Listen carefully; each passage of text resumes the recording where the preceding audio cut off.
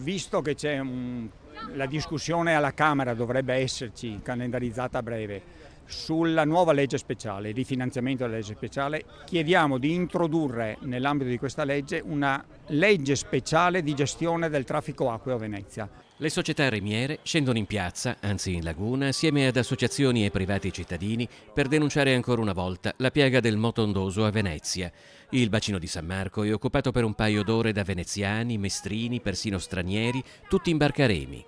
Il moto ondoso per cui siamo oggi a protestare è diventato una cosa veramente pericolosa anche per l'incolumità di chi vuole vivere Venezia in barca.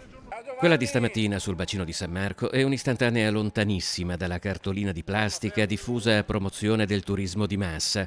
Qui parla chi la città la vive e parla di cose serie, del pericolo enorme che sta correndo il patrimonio storico e artistico di Venezia se non si prendono subito seri provvedimenti. Ma ormai il traffico acqueo a Venezia è fuori controllo. Nel 1973 c'erano circa 12.500 imbarcazioni a motore.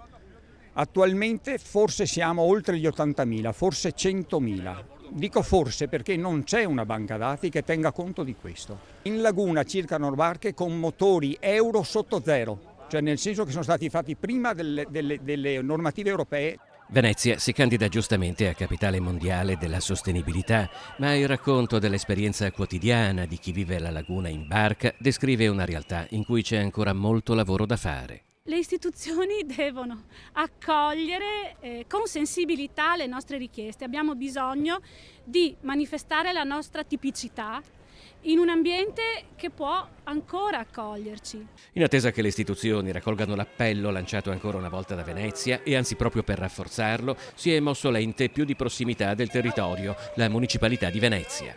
Abbiamo presentato questa settimana una mozione in municipalità affinché il sindaco si faccia portavoce delle richieste delle remiere e affinché si promulghi una legge nazionale a tutela della laguna e contro il moto ondoso.